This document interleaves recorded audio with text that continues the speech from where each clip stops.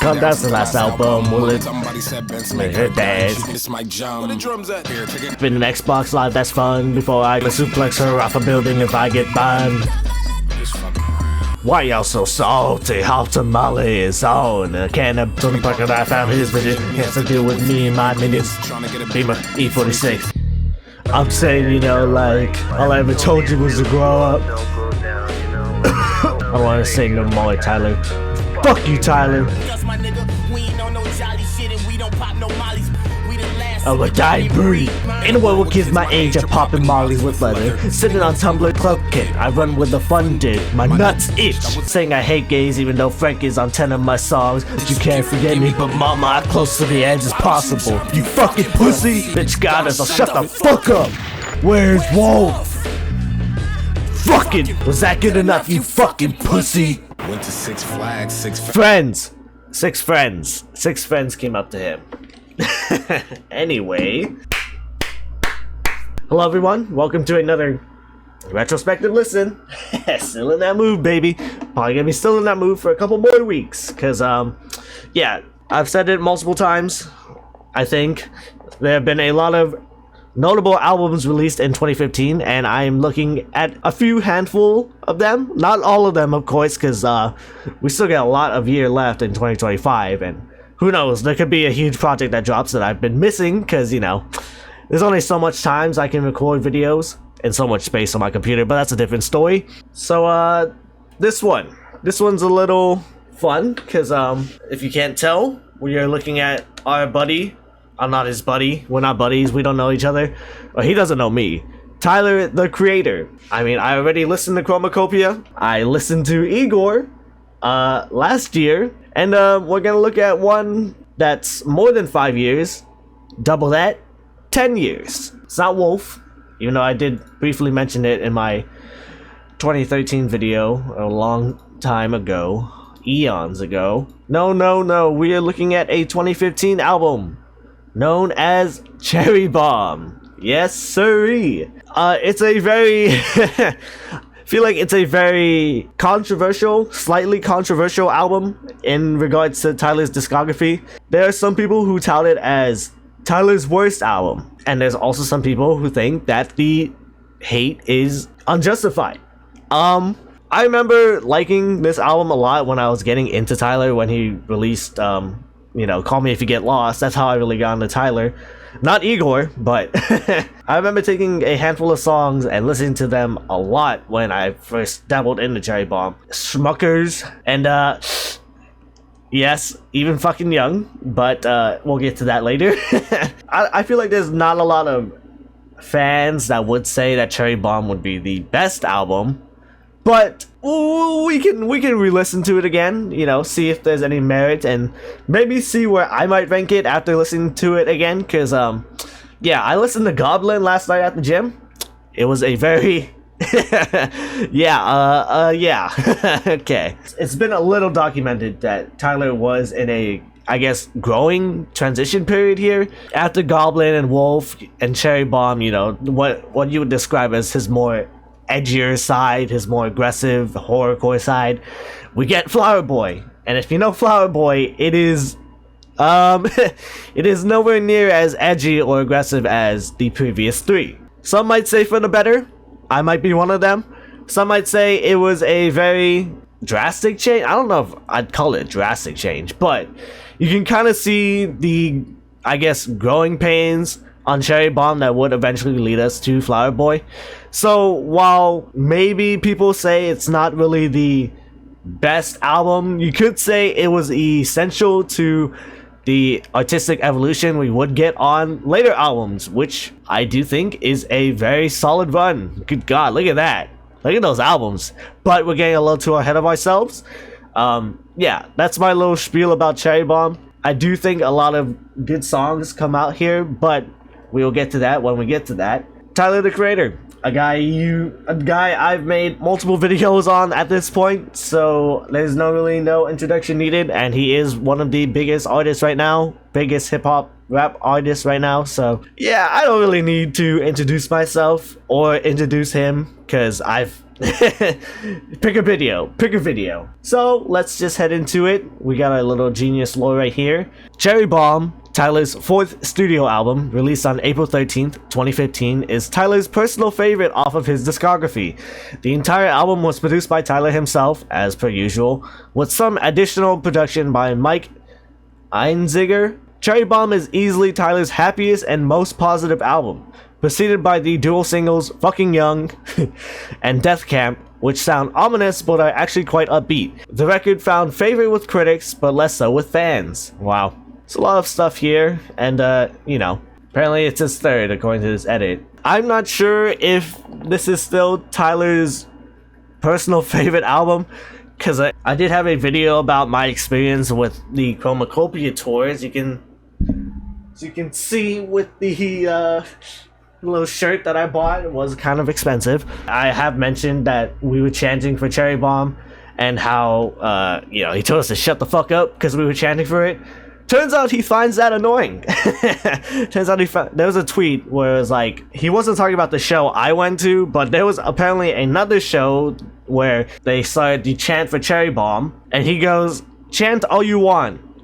In parentheses, "I hope you don't. It's mad annoying during the show. I'm not gonna play it. Chanting doesn't make me magically want to play it." The song he's quoting is Death Camp off of Cherry Bomb, which is it's a little alarming. Not alarming, but like it caught me by surprise, because I thought I don't know. I honestly don't know. I don't know Tyler's true feelings on his favorite album. If it is Cherry Bomb, then yeah, you know, good for Tyler. But you can't really trust what he says for the public. So, and you know, good for him, because he doesn't know us. But I just find it funny how we also chanted for Cherry Bomb, and he told us to shut the fuck up. And I honestly never know if he meant that sincerely or he was just playing around. And I will like to keep it a mystery, because I think Tyler wants that as well. But yeah, that was just a pretty funny instance I experienced at the Chromacopia tour. Can't say the same for Tyler, but we move. Also, as you can see from some of these comments, yeah, on streaming services, it has the Piss Pants cover, and yeah, it's not the best cover.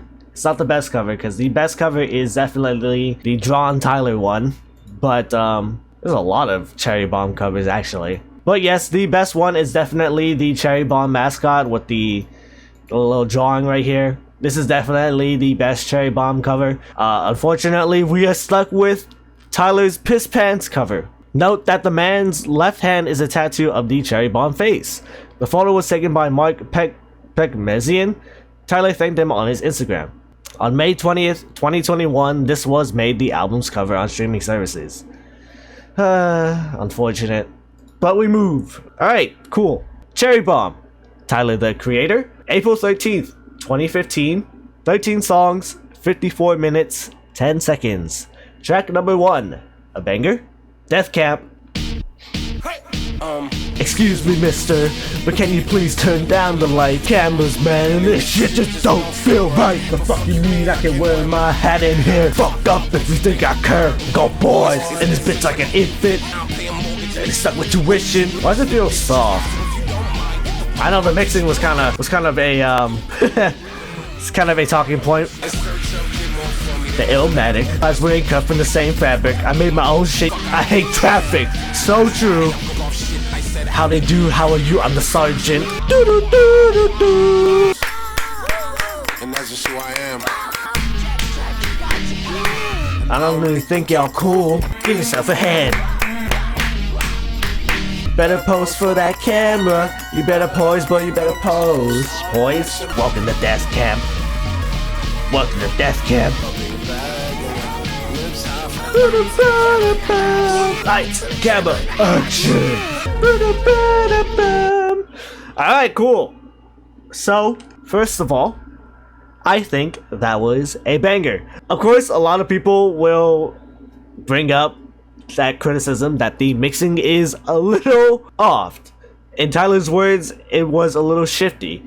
And yeah, it can feel a little I guess compressed in a way. I don't know what the right word is for it, but yeah, it does feel a little off. But I do like the aggressive tone of it. I do like Tyler's rapping performance there, and the guitar instrumental, while it can feel a little shifty, I feel like it's a very interesting beat to hear him on. I don't remember a lot of that being on Wolf. Definitely not on Goblin. It was a very fun way to start off the album. Death Camp is the first track off of Tyler's fourth album, Cherrybomb, that went up for pre-order unannounced on April 8, 2015. Tyler sent out a series of tweets on the track describing how Death Camp was inspired by Little Doll by the Stooges. Thanks Cole for Black Lips for getting on Death Camp. Drop I Hold and Trapped in the Basement is fucking godlike. Also, interestingly, this is Tyler's first release where the opening track is not named after the album it's on. And then it would keep up. As we know now, Tyler has little things in his track list, or you know how he sequences the album, that you think would make it on to the next album, but sometimes they don't. Just like here with the opening track not named the title album, not named after the title. And as we know recently at Chromacopia, he didn't have his little slash track, which you'll eventually see here at track 10. So yeah, Tyler's known to switch up some things that would be, I guess, a staple in his, or like a consistent thing with his albums. And you know, hey, changes sometimes needed. Song contains a sample from the guitar intro of D. Edwards' 1971 track, Why Can't There Be Love? Tyler is really not a fan of all the publicity and constant press that comes with the fame he has earned. He wants to live a normal life without all the flash of cameras and hype, which he never expected. He covers a similar issue on his song Colossus off of his record Wolf.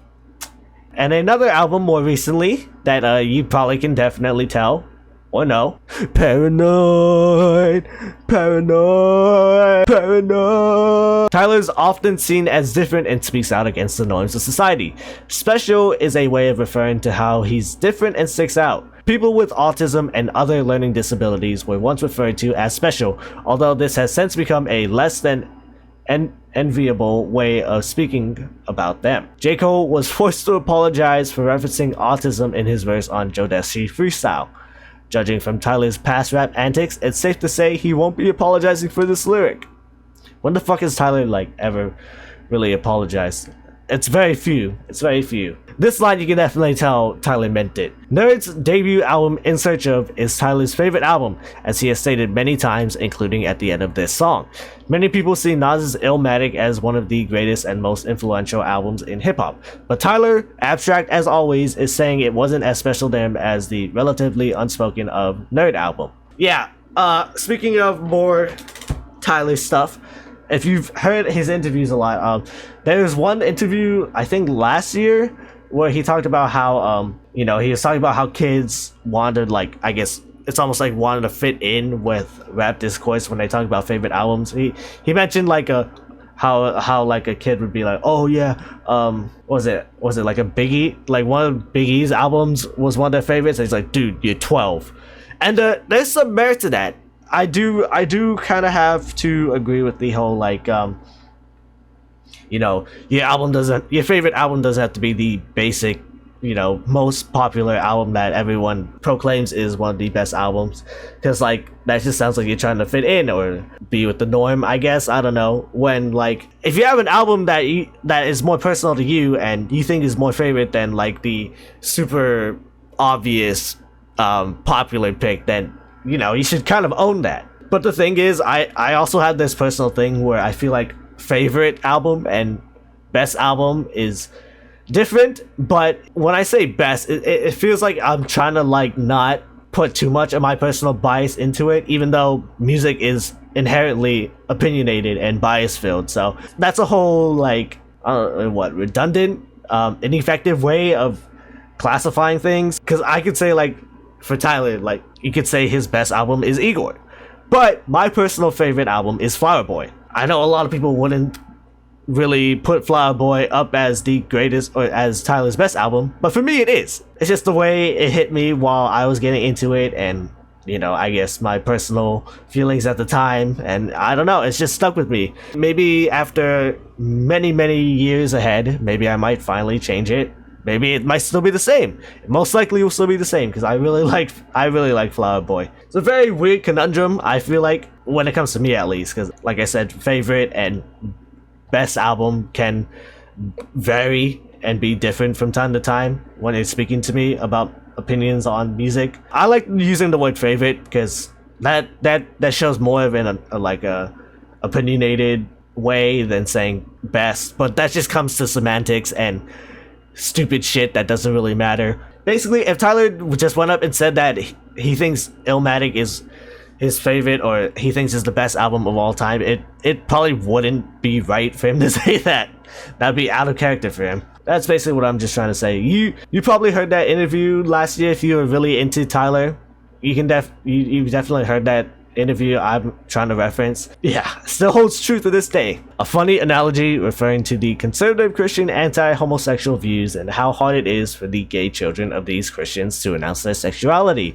Tyler has quite a reputation for lyrics that have been considered homophobic, but on the song Rusty off Wolf, he countered this reputation. Look at the article that says my subject matter is wrong, saying I hate gays even though Frank is on 10 of my songs. Lottie-Da is an allusion to Lottie Dottie by Doug E. Fresh, or possibly Lodi Dottie by Snoop Dogg. Earl makes the same reference on Odie. Odie's a banger. Shout out to Odie. On Future, Wolfgang. Alright, yeah. An aggressive way to start off the album. A very fun way to start off the album. And let's see how the rest of the album goes. Track 2, Buffalo. See the look on y'all niggas' faces. Them You got it? So I told him that I'll exchange the word. You'll hear that word a lot back then. I'm a fraud, I pray to God when a 6 truck, I pick a pack of peppers when a plot thinking with a plot sickle. Cold-blooded bitch, I miss Pickles. Said I seen Shout out to Pickles. The dear boy Swatkins, while I'm back like Rosa Parks, they favor see videos. I know an album he's talking about. If you fuck this up, There are so many kids right now. Imagine being a kid in 2015 listening to Tyler, dude. Well, I wouldn't know because I wasn't listening to Tyler in fucking 2015. and arrested and ousted. Swear to fuck. Swear to fuck. Apologies and snaps make it obvious that a camera out so I can film me. Bring the camera out. My freaking raspiness in his voice.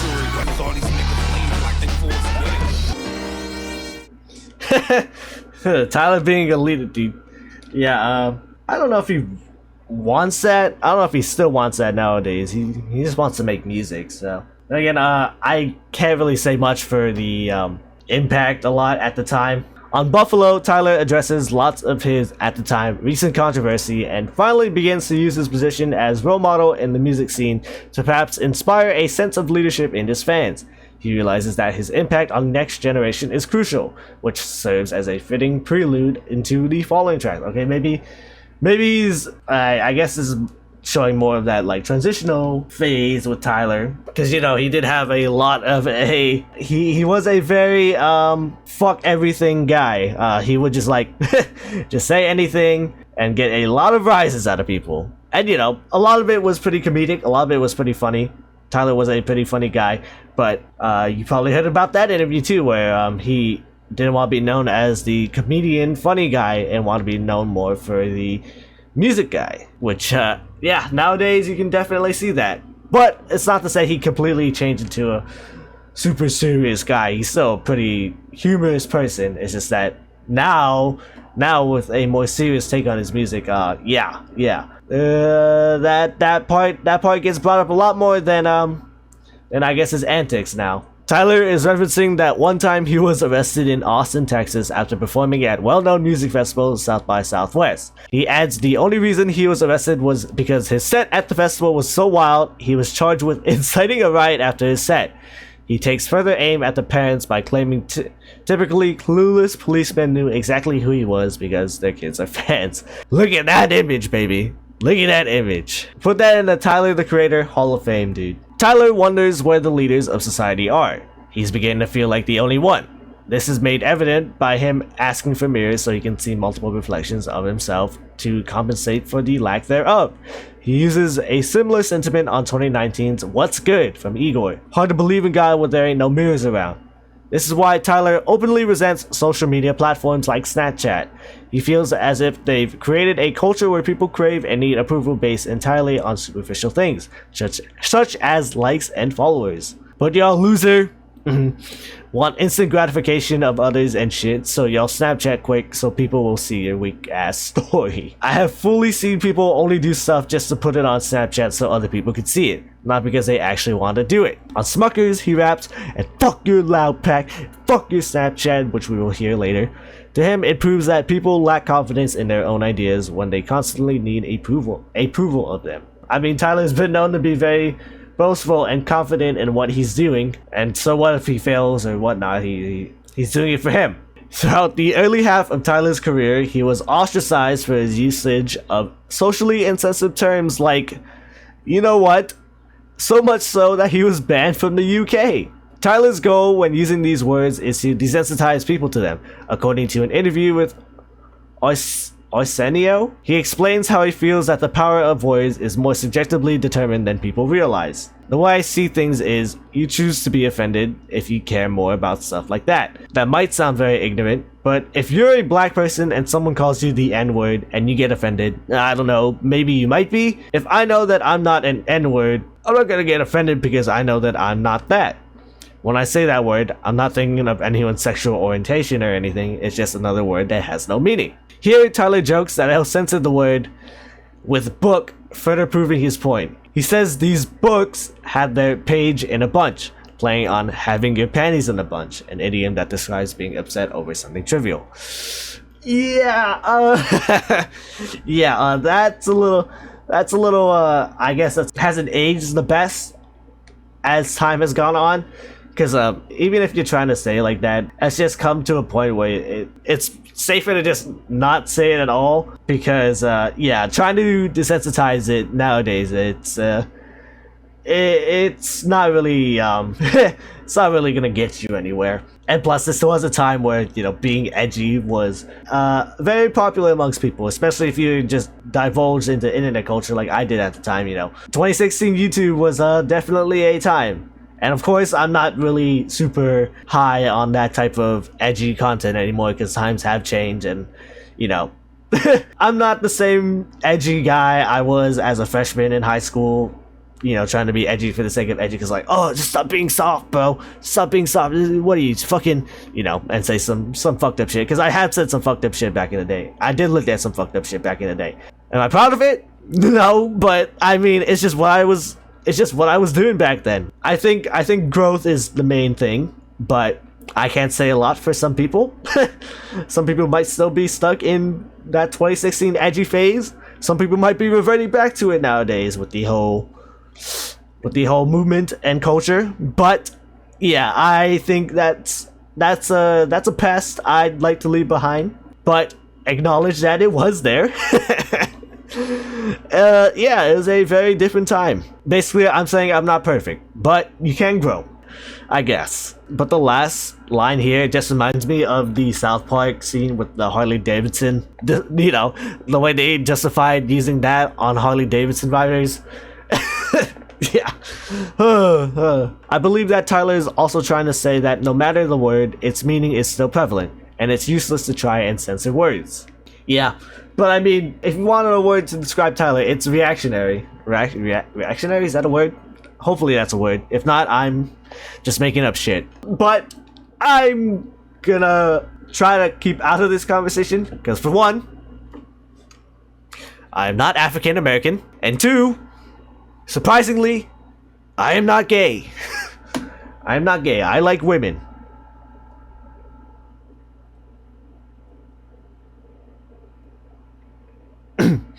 Alright, next track. Pilot.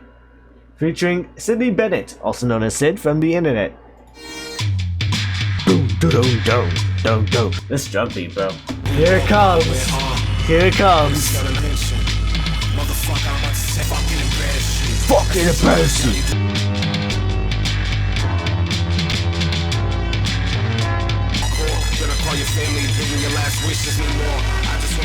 He wants a sword. His face. Hot wind blows. Hello, Sid. Tyler Baudelaire.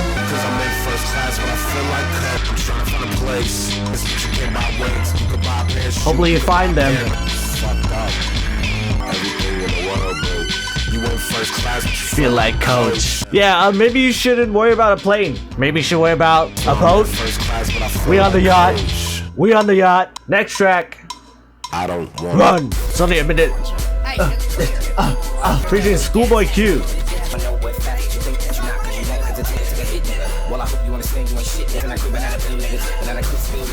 Honestly, this is still kind of a banger. I don't know why I don't have it added. I don't know what Chaz and Schoolboy Q were, but you know what? Good for them. Good for them. Run is Tyler talking to people in the projects and gang bangers who refer to themselves as real, you know what, when their only goals are to kill people and do illegal shit. He is pointing out that their lifestyles are stupid and one day they'll face the repercussions of it. Run is deadass based off of friends that started gangbanging. It's like a PSA to them. Sweet. Alright, next track. Find Your Wings. What you mean?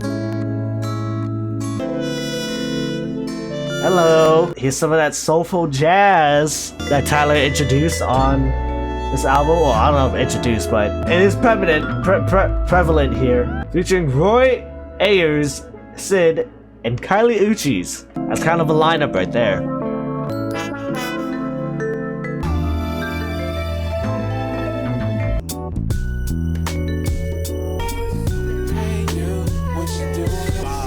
Find your wings.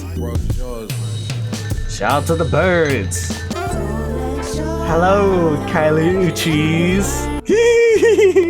Sorry. Lock in.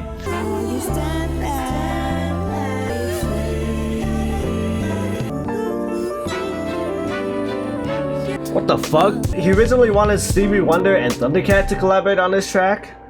Oh, and it's gone. And it's gone. Well, wow. That was probably one of the most calmer tracks you'll hear off this album. And yeah, I mean, a lot of the features do help bring that vision to life, even if apparently fucking Stevie Wonder was meant to be on here. I mean, he does get Charlie Wilson later on. So, I mean, it's not all bad. It's really hard to find a bad Kylie Uchi... It's really hard to find a Kylie Uchis and Tyler track. Holy shit. It's really hard to find a Kylie Uchis and Tyler track that isn't good. After the Storm, See You Again, obviously. Yeah. Fun stuff. But next is a very interesting track. We got the title track, Cherry Bomb.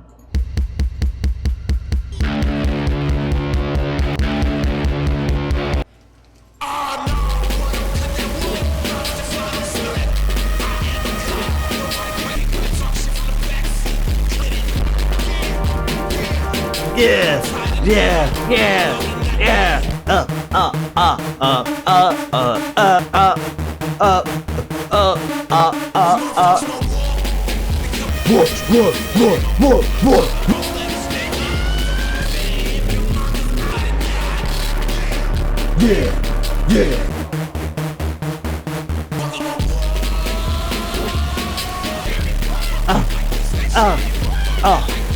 You fire me up, I lose control.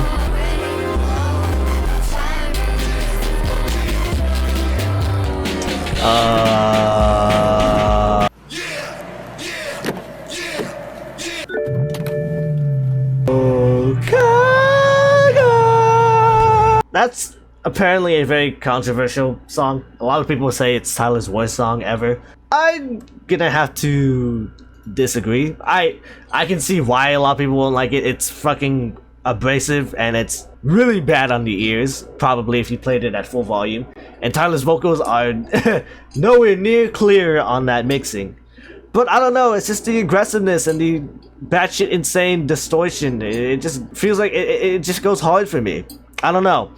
I feel like I'm just able to just let go and not worry about the mixing or what the fuck Tyler's saying. It's just that the extreme noise explosion I got is just, I don't know, I just feel like it's very fitting for, this album. It's messy, it's fucked up, it's harsh on the ears. I feel like it just fits well with the album title. That just could be me. You know, maybe I'm just a sucker for that batshit insane stuff, even if sometimes it can get a little too much for even my ears. So yes, there's always a level above what your tolerance level is. I guess. But I don't know. This one here, I had no problem with it when I first heard it too. Even when I first like dabbled into Cherry Bomb, I'm like, what the fuck is this? This is fucking insane, and I liked it. I don't think it's Tyler's worst song ever. I guess I can kind of see where people come from when if that song does come up when it comes to bad Tyler songs. Personally, I can fuck with it. The title track of the album delivers some borderline inaudible lyrics under some heavily distorted instrumentals. According to Tyler though, this was entirely intentional. Due to its distorted sound, this song lightly draws influence from Death Grips, whom Tyler is a known fan of. I mean, I wouldn't be surprised if Yeezus also had a thing on there too. Cherry Bomb is a literal firecracker, named after its cherry-like appearance. They're extremely dangerous and uncomfortable after being lit, so much so that they are illegal to use in America. Much like how firecrackers will explode when lit up, Tyler will figuratively explode when provoked or inspired to. This coincides with the bridge where he repeats, "Light this, that cherry bomb." Yeah, I mean, I liked it. I think it's a pretty sick song, but I can see where people are going when they say it's not for them. You know, maybe I just have hearing problems. Who knows? It does. This album does feel kind of soft, even though it's abrasive tone. Maybe I'm losing my hearing. I don't know. Track 7, "Blow My Load." I don't want you thinking I love her, but with a purpose I preach you just got saved. Sweet. Sweet. FaceTime you click, I will jack off my dick. Okay. Fucking I'ma eat your pussy till you tell me you played a little Tyler, make it fit.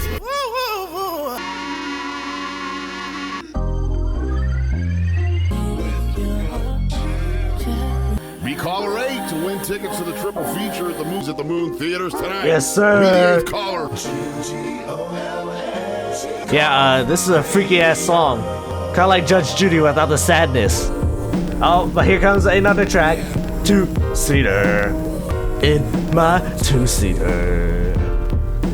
Two-seater. Piss on the wall since I piss off a cop. Model of my vehicle, you know that I ball. On the neck again. Hey, that jazzy shit though. Okay, speed in my two-seater. Speed in my two-seater. Like, what the fuck is this, dude?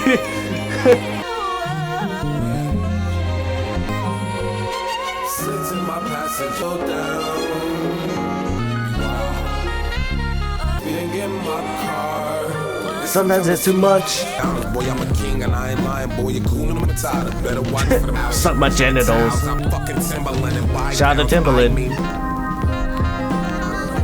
Music down for me. Can you roll my window up? Why? Damn. Hot Wind Blows. Hot Wind Blows. Tyler the Creator reference.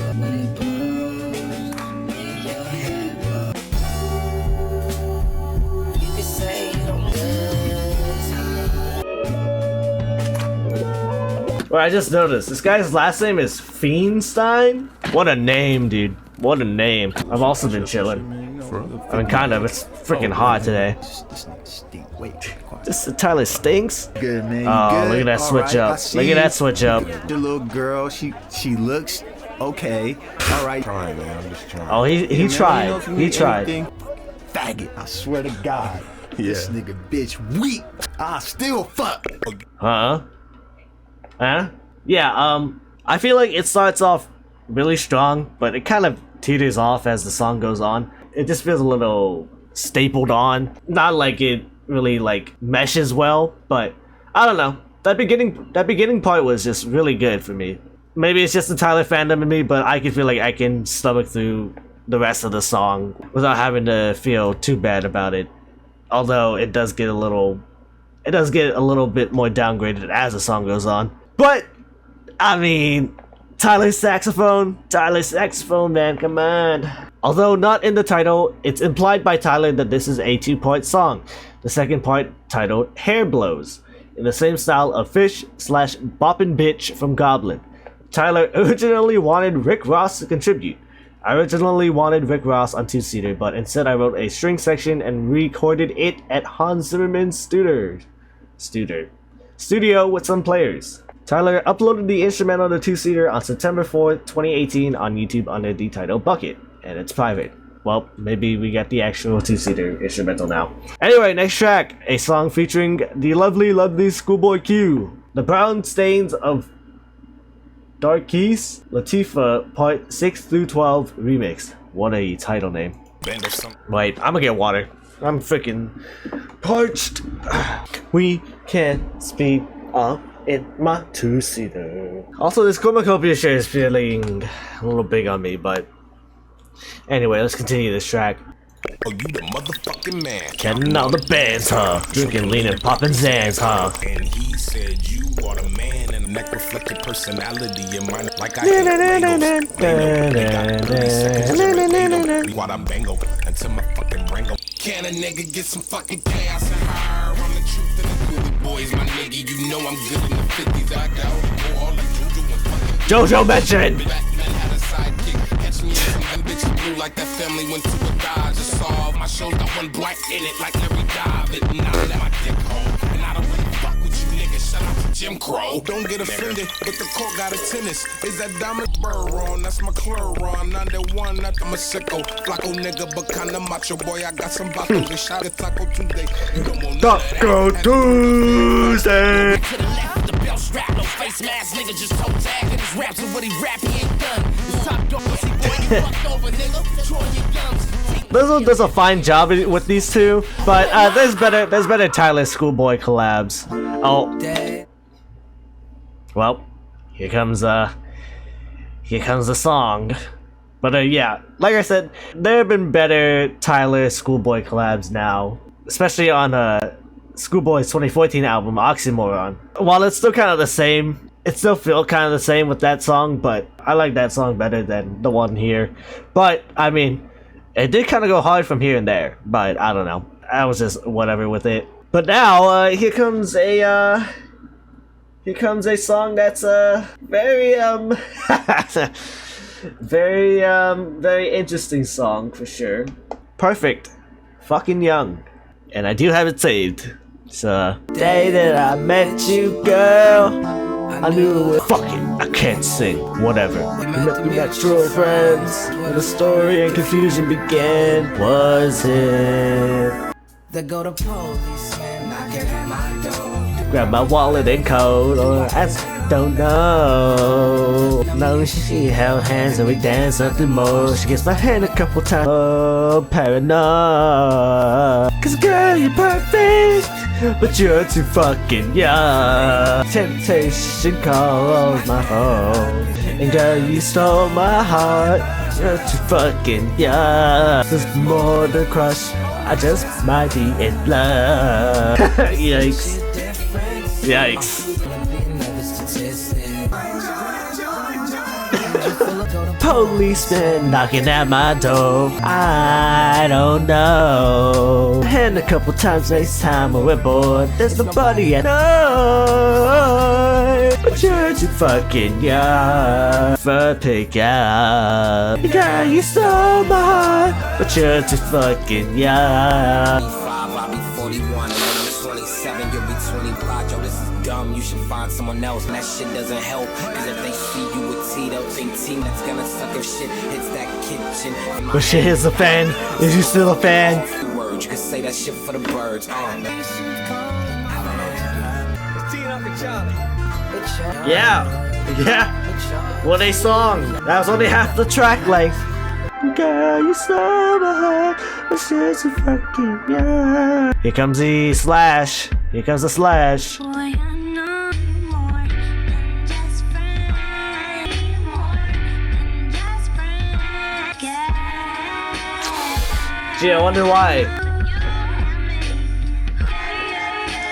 Yeah. God damn it, Don Tolliver. Like I had a chance. Anyway.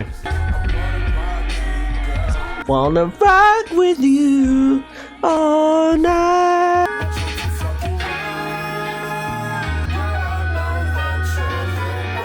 And girl, I know that you're the one.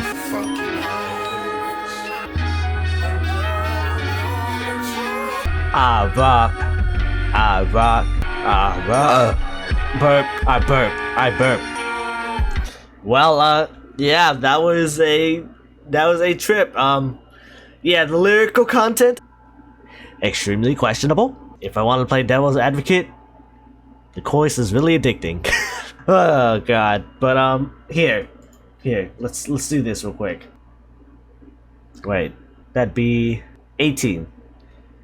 Well, she's of age, so still not the best look if you don't know Tyler's age at the time. But yeah, I mean, yeah, that's a very questionable subject matter. But lyrics aside, this is a pretty sweet song. That's why I like it. Okay, I like singing along to Tyler, even if he says he's not the best singer, even if he isn't the best singer. I don't know. It's just something the melody does to me. It's more of a guilty pleasure song, I guess. Even if it's not like technically illegal here, but anyway. Fucking Young explores Tyler's falling in love with a girl 6 years younger than him. The second half, Perfect, is a duet with the lovely Kali Uchis. The narrative of the song incorporates Tyler's album titled Cherry Bomb as an allusion to the song written by Joan Jett and the Runaways by the same name. Just like the questionably young female that Tyler is perplexed by in Fucking Young Perfect, the Runaways song establishes the phrase Cherry Bomb as meaning female jailbait, as stated by Songfacts. In the context of the Runaways song, Cherry Bomb means an underage girl who is lots of trouble. The song's title represents feelings from both Tyler and this girl. Tyler says she's too fucking young, while the girl thinks Tyler is perfect. Oh. Well, the song also continues the trend of the 10th track on each of Tyler's albums featuring multiple songs, usually about a girl stitched together.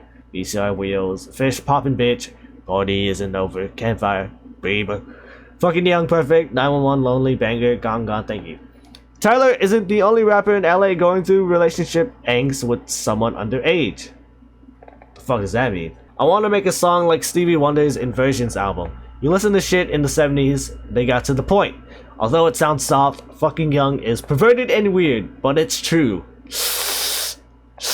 There was this girl that I liked, and we both had feelings for each other, but there was a 5 years difference between us. It weirded me out, so I wrote a song about it. Who's that girl that's too young to date in the Fucking Young video? The girl from the music video is Crystal Tillman. You can find her Instagram here. How old was Tyler at the time? He was 24. There we go.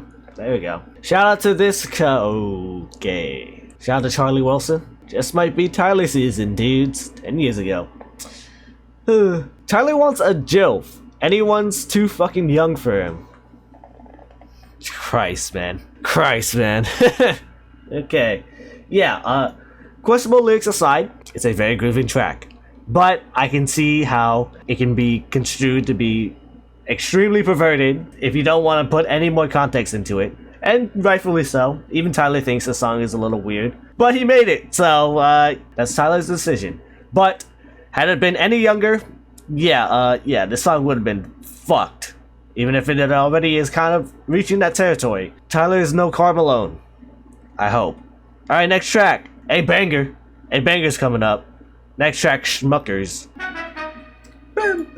For your boy, I'm watching Freaks and Geeks with the trampoline on. Money ain't the motive. Don't speak to me, you're not important. I'm focused. 2, 3, 4. Basket, I'm short of a sandwich of peanut butter. Bushwhacking's up. Please come and get me like a hickey boy. I'm sickly. Ain't nobody fucking with me, but you fucked up as his parents, your child idols up. Run that shit back, fuck your loud pack, fuck your Snapchat. Fucking album since the days of sound, and that shit gon' pop just like that. That was never thick exhausted, young T, can't quit, hard to beat, dick is soft. Tyler the Creator, sweating Jesus juice, put that fucking cow on the level, pass him a plate, yeah. Why don't they like me? Richer than white people with black kids. Nobody can tell me where I'm heading, but I feel like Michael going for me. Can't lynch Marshawn and Tom Brady throwing to me tanks to playgrounds. I drifted Tupac, he asked me, are you still down? What? I'm the light and the beacon. You can ask the deacon. Cocaine, bath and break, nose extra runny. In the Lexus pull up, like hop, I hop out like what's up? You suck. The proportions, the motions running out of the vertical doors. I'm watching Freaks and Geeks. 3, 4. Hold your fucking horses. Fucking thought that team lost it. Fucking losers. Hello, Wayne. By my lonely, I eat pussy like Shoney's, yeah. Knock 'em down, domino effect, no pepperoni, I swear. No 1-5, yo, what up, Wayne? What up, Slime? Drive me like 10 lanes, life is a broad and she get banged. Find one, I'm a god, a divine one. Two, rolling in her mouth, let the time come, that's a fucking line right there. They be ducking this nigga. Shout out to Donald Sterling, boy, let's get it squid. I'll bring the Clippers, boys, fuck us, maybe we should team up. Son, you need Jesus, but I heard he left with some. It's golf, way. Oh, hello. Whoops. Yeah, easily, maybe easily, I don't know. I think easily one of the best tracks off of Cherry Bomb. I feel like every person was locked in on their verse. Maybe the Wayne beat switch wasn't too much for me when I first heard it, but it's kind of grown on me, especially when you look at some of the stuff Wayne said on there. It was pretty fun. The aggressiveness of Tyler, the confidence, and the confidence of Kanye before, you know, he did the things he did now. And that beat was so fun. That beat was pretty nice. He brought in the horns. You know, every time he says "fuck your loud pack" and "fuck your Snapchat," I can't help it. I can't help it. It's freaking amazing. After the track list dropped, this song was the most hyped in hip hop circles. Tyler claims he made the beat for the first part of the song in 2011 for Watch the Throne, but he took the track back to keep for himself. Tyler has collaborated with both artists before, but never together, and never with either on one of his own records. He featured on Game's song Martian vs. Goblins with Lil Wayne in 2011, and performed live with Kanye at 2013's Camp Flog Gnaw in Los Angeles. Yeezy and Weezy have previously collaborated on Barry Bombs, See You in My Nightmares, Lollipop Remix, Swagger Like Us, and Forever. I am very happy that I am responsible for getting that from Wayne and Ye. OMG, thanks guys, I love you. I got the era of them that I like, yup. I was trying to make the horn sections and drum kicks that sound epic. The second half is this jazz ensemble. I'm like, oh my god, this is fucking amazing. Lil Wayne would sound so good over this. I sent Wayne a reference of what I was going to put, and he sent me the verse back. I legit was about to cry. I played it for Ye at his house literally 4 days before the album was due. He was like, okay, I gotta set my bars up. Y'all, it's spitting. It was such a sick thing to know that me and Wayne had to put Ye back on his feet. Like, what the fuck? I'm 24 years old. What am I going to look forward to at 30? Well, there's a lot of things apparently. Is there any footage of the studio session? And it's age restricted. Tyler has not collaborated with Kanye, but has remixed Kanye's Freestyle 4 from The Life of Pablo. What the fuck right now? Banger. Tyler has collaborated with Lil Wayne on Droppin' Seeds, the 11th track from the Flower Boy album, and Martians vs. Goblins, a song by The Game featuring both Wayne and Tyler. And it's getting sticky. And Kanye has been on Puppet on Igor. So yeah, a lot to look forward to 2015 Tyler. Tyler's particular brand of crazy was on full display in his recent Mountain Dew commercial. It also featured a goat charged with assault. The commercial faced a lot of backlash and was banned due in part to Dr. Boyce Watkins calling it arguably the most racist commercial in history. Clearly, Tyler learned his lesson and is never going to say or do anything controversial again. Boyce Watkins actually responded to this line on his YouTube channel. Atlanta, I love that city. Wow, this is half an hour. Spit a verse back at him. Anyone calling Tyler satanic should do a bit more research. Says people do things like this because you've gotten under their skin and it bothers them so much. Proceeds to make a 35-minute video ranting about a rap diss. Man, Tyler. Odd Future was set to replace Kendrick Lamar in the lineup for Eminem's early 2014 Rapture Festival in New Zealand. The authorities in NZ denied them access at the last minute, citing potential threat to public order and the public interest. OF is banned from New Zealand. Again, they said we were terrorist threats and bad for the society or whatever. Sick. They are anti-golf. Although New Zealand is known as Aotearoa, which translates in English to the land of the long white cloud, Tyler is most likely poking fun at the predominantly Caucasian population. Really got banned from New Zealand. Yeah, Kanye with his Adidas stuff. As it states in Matthew 5:14, you are the light of the world. A deacon is a ministerial ministerial office in the Christian church that is in charge of presiding over religious services. The deacon's office is seen as the pastor's place to prepare sermons. Kanye reprises his role as Jesus. His claims of holy status are much cleaner in nature in this verse, promoting positivity rather than highlighting oppression. Yeah, banger, banger, banger. Alright, let's finish off this album. Next track, Keep the O's.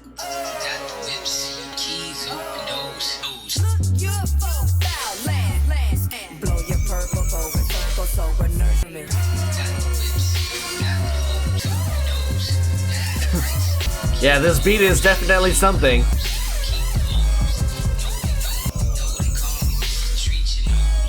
A handful of green and a couple of stones. Nigga, how much of that shit do you own? People can leave it, dream in a circle and beam it. You're hoping to be killing your flowers. Seems impossible. Gotta keep the girls with the fake cuts. Wings, your wings. This part does kind of save it. As you can tell, I'm not really rocking with this song too much. I think it might be my least favorite off the album. It just, I don't know, it just doesn't feel, I just don't really feel too much from this song. And the beat at the beginning is kind of, it's kind of annoying. But yeah, that little Find Your Wings section does save it a little bit, but not enough for me. I still, yeah, this is probably like one of my least favorite off the album. Like that thing is like, I don't know, but here comes the last track, OKAGA, California, 6.5 minutes.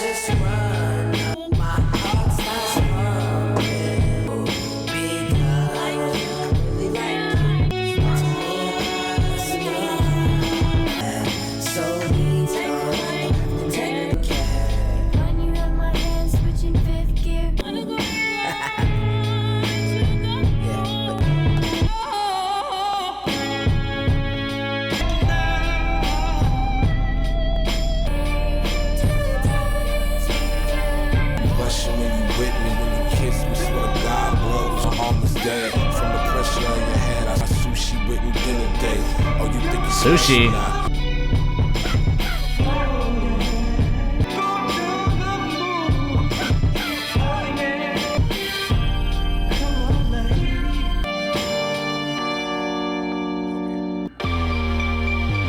Oh, here comes the more abrasive side.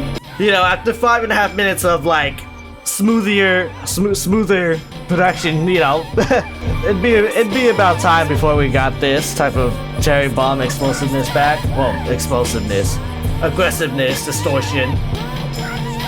Shout out to Sade. And we're back.